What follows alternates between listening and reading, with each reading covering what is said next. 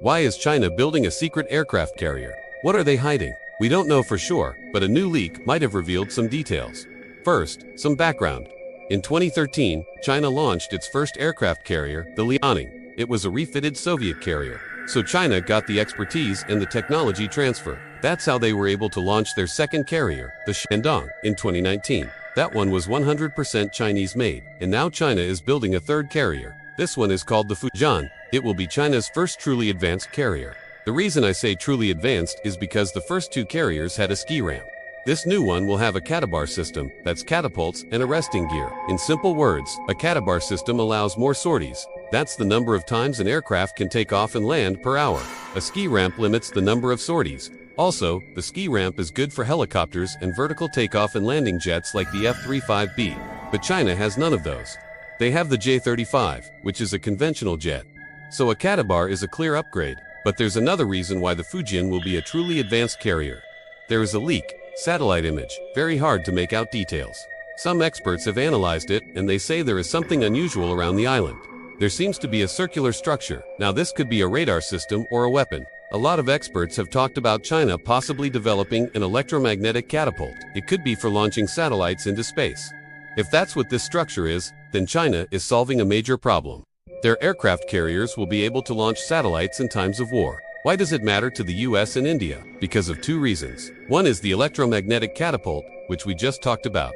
The second is the range of the Fujian class. These carriers will operate in the South China Sea. Remember, China claims most of the South China Sea as its own. An international court has rubbished that claim. But China is not giving up. They're building artificial islands. They're deploying naval assets. And one of these days, things could boil over. We are already seeing a lot of Chinese and American warships and aircraft carriers in the region. Just last month, 3 Chinese warships entered the Taiwan Strait. America responded by sending 2 aircraft carriers to the region. The US has deployed the Ronald Reagan and the Nimitz. The Nimitz is out of the picture now. It suffered an engine malfunction, so now only the Reagan is in the region, along with the French carrier, Charles de Gaulle. Let's talk about the leaked satellite image again. Some reports say the circular structure is an electromagnetic catapult. If that's true, then China will deploy this technology in the South China Sea.